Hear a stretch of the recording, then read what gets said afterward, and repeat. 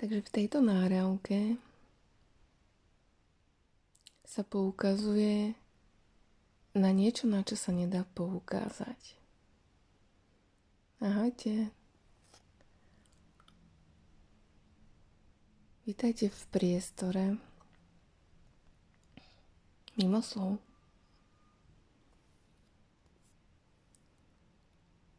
V priebehu priamej skutočnosti tohto priestoru. A toto sú tiež len slova. Či nejaké pojmy zadefinované, nejaké označenie niečoho, ktoré je iba zúženým vnímaním toho, čo v skutočnosti je. A nedá sa to vyjadriť slovami.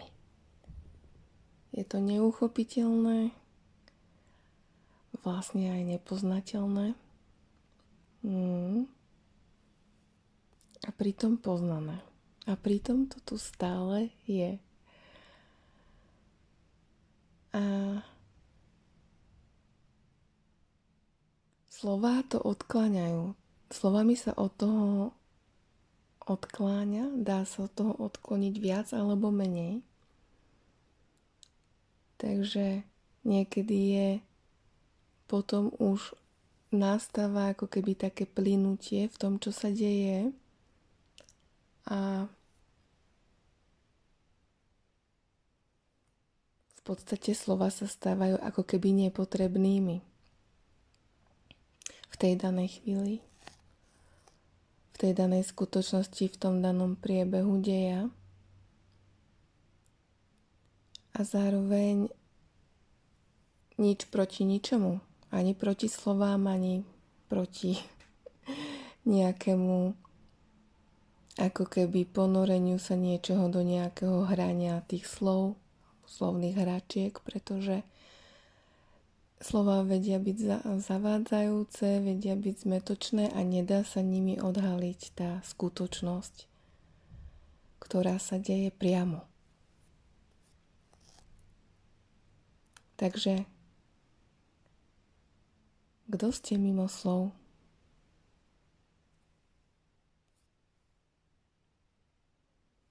Bez slov, bez jazyka, bez naučeného jazyka, bez minulosti, bez budúcnosti.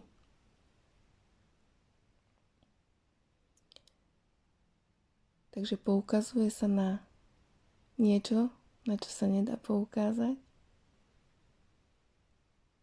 Odohráva sa to a prebieha to v priestore. Aj ten priestor je slovo. V priestore mimo slov. Ako keby za všetkým je ticho. Pritom to ticho je stále prítomné, aby sa v ňom mohol odohrávať zvuk a všetko. A zároveň je to nič. A nachádzaním sa v tomto priestore dochádza neprebiehajú tam už akési zúžené vnímanie, uzamknuté vnímanie tých myšlienkových vzorcov, tých naučených programov, pretože čo je mimo slov?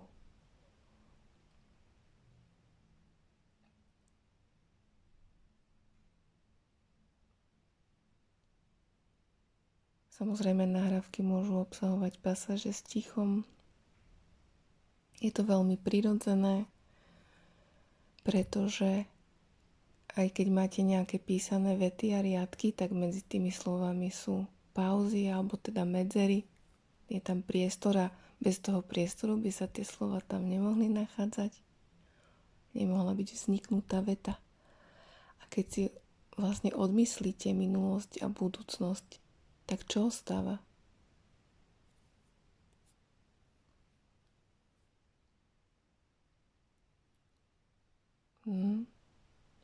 A keď nepomenujete, že toto je papier, toto je kniha, toto je lavička a nedáte tomu označenie, nedáte to do toho slova, ktorým to nie je, tak čo ostáva?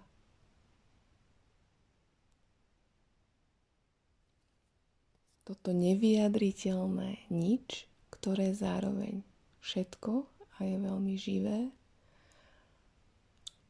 pokojné, tiché, zároveň ustáva tam všetok pohyb, takže to nemá ani začiatok, ani koniec. Čiže je to nekonečné a zároveň konečné a niečo medzi tým a mimo toho.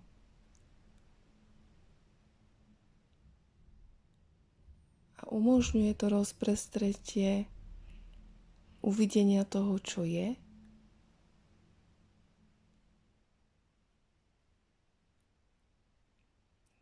keď vynecháte budúcnosť a minulosť, tak kde sú myšlienky? Keď vynecháte naučený jazyk, tak kde sú myšlienky? A zároveň nič proti ničomu, aj myšlienky, a pocity, emócie. Nič ničomu neprekáža, pretože všetko sa v tom nachádza. A všetko je tým a z toho pochádza, z toho vychádza, do toho sa navracia a pritom je to to, čo zostáva bez toho.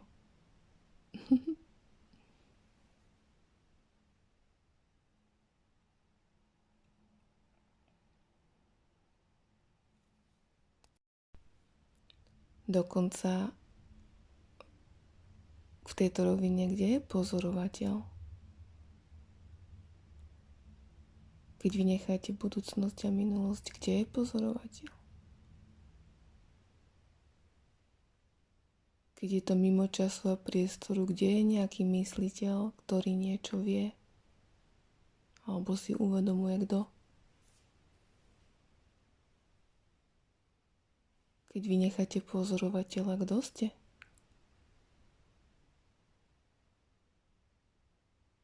A keď vynecháte budúcnosť a minulosť, tak čo hľadáte? Vlastne?